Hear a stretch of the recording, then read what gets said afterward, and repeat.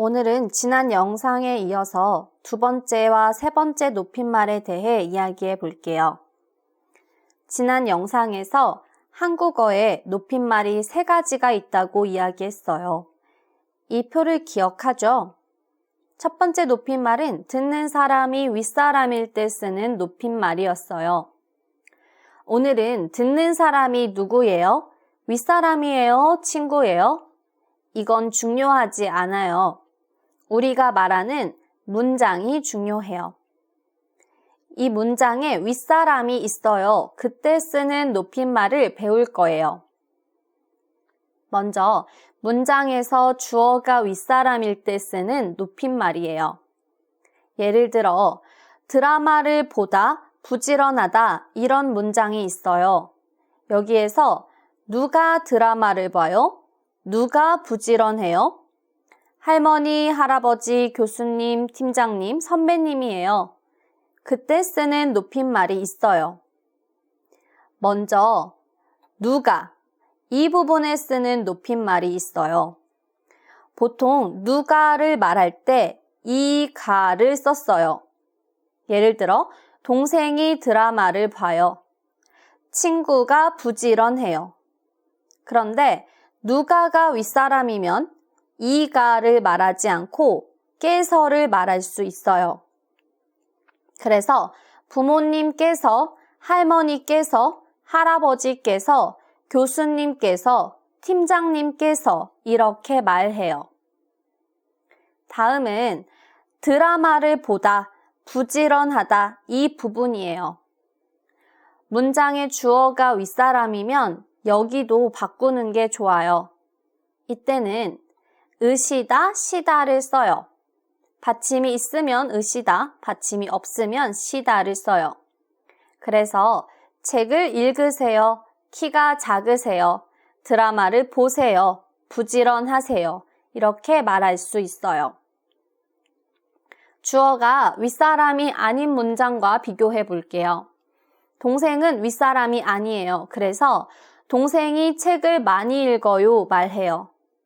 하지만 팀장님은 윗사람이에요. 그래서 팀장님께서 책을 많이 읽으세요 말해요. 친구는 윗사람이 아니에요. 그래서 친구가 드라마를 봐요 말해요. 하지만 할머니는 윗사람이에요. 그래서 할머니께서 드라마를 보세요 말해요. 이때 으세요, 세요만 말해요? 아니요. 지난 시간에 배운 격식체와 비격식체를 기억하죠? 일반적으로 이야기할 때는 보통 으세요를 쓰지만 만약에 여러분이 인터뷰를 해요. 그럼 격식이 필요해요. 격식체를 쓰는 게 좋겠죠? 인터뷰에서 교수님 책을 읽다 말해야 해요. 문장의 주어가 윗사람이에요. 그럼 격식체로 교수님께서 책을 읽으십니다 말해요. 교수님 바쁘다 말해요. 그럼 교수님께서 바쁘십니다 이렇게 말해요. 으세요와 으십니다는 모두 문장의 주어와 듣는 사람이 윗사람이에요. 하지만 만약에 듣는 사람이 윗사람이 아니라 친구예요. 그럼 높임말을 쓰지 않죠. 그런데 무슨 문장을 말해요? 교수님 책을 읽다 말해요. 문장의 주어는 교수님, 윗사람이니까 높임말을 써야 해요. 이때 어떻게 말해요? 교수님께서 책을 읽으셔. 교수님 바쁘다 문장은 교수님께서 바쁘셔 이렇게 말해요. 이 내용을 정리하면 이 그림과 같아요. 문장의 주어가 윗사람이에요. 이때 듣는 사람도 윗사람이고 격식이 필요한 상황이에요. 그럼 으십니다, 십니다로 말하면 돼요. 그런데 듣는 사람이 윗사람이지만 격식은 필요하지 않아요. 그러면 으세요, 세요로 말해요. 마지막으로 듣는 사람이 윗사람이 아니에요. 그럼 으셔, 셔로 말하면 돼요. 그런데 어떤 말들은 높임말을 쓸 때 전혀 다른 단어들을 써야 해요. 바로 이것들입니다. 먹다는 먹으시다 라고 하지 않고 할머니께서 수박을 드시다, 잡수시다를 쓰고 마시다는 커피를 마시시다 아니고 커피를 드시다 말해요. 자다는 주무시다, 말하다는 말씀하시다, 있다는 계시다 라는 단어로 바꿔야 해요. 이 단어들은 특별한 단어들이니까 외워주세요.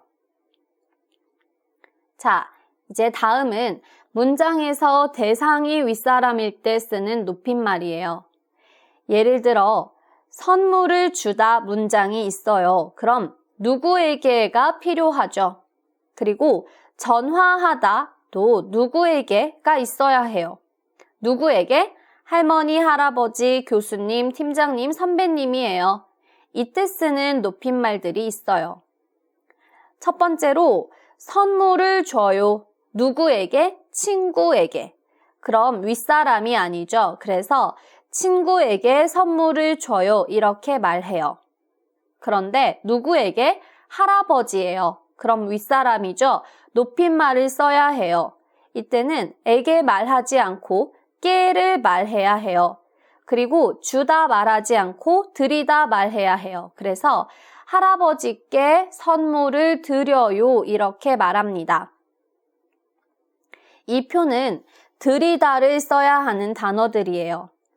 누구에게가 윗사람일 때 선물하다는 선물을 드리다, 전화하다는 전화를 드리다, 인사하다는 인사를 드리다, 부탁하다는 부탁을 드리다, 말하다는 말씀드리다로 말해요. 두 번째는 물어요. 누구에게? 친구예요. 그러면 모르는 것을 친구에게 물었어요. 이렇게 말해요.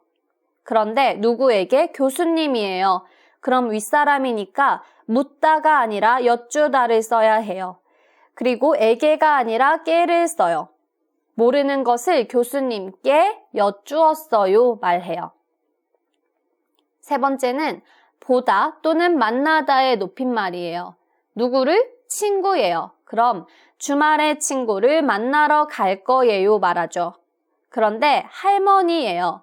그럼 주말에 할머니를 뵈러 갈 거예요 이렇게 말해요. 마지막은 데리다의 높임말이에요. 누구를? 동생이에요. 그럼 저녁에 동생을 데리러 가야 해요 말하죠. 그런데 할아버지예요. 그러면 모시다를 써야 해요. 저녁에 할아버지를 모시러 가야 해요 말해요. 자, 이렇게 누구에게가 윗사람일 때는 에게 쓰지 않고 께를 써요. 하지만 누구를 윗사람일 때는 께를 쓰지 않고 똑같이 을을 쓰면 돼요. 여기까지 세 가지 한국어의 높임말을 모두 배웠어요. 마지막으로 간단하게 한국어의 높임말 단어들을 확인해 볼게요. 생일의 높임말은 생신이에요. 그래서 친구 생일 말하지만 할아버지 생신 말해야 해요.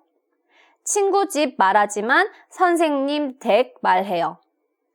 친구 말을 들어요 말하지만 교수님 말씀을 들어요 이렇게 말해요. 친구가 밥을 먹어요 말하지만 할머니께서 진지를 잡수세요 말해요.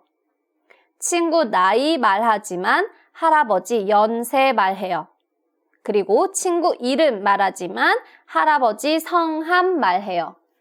여기까지 복잡한 한국어 높임말을 정리해 봤어요. 한국어의 높임말이 좀 복잡하지만 계속 연습하면 잘 말할 수 있게 될 거예요. 오늘도 수고 많으셨습니다.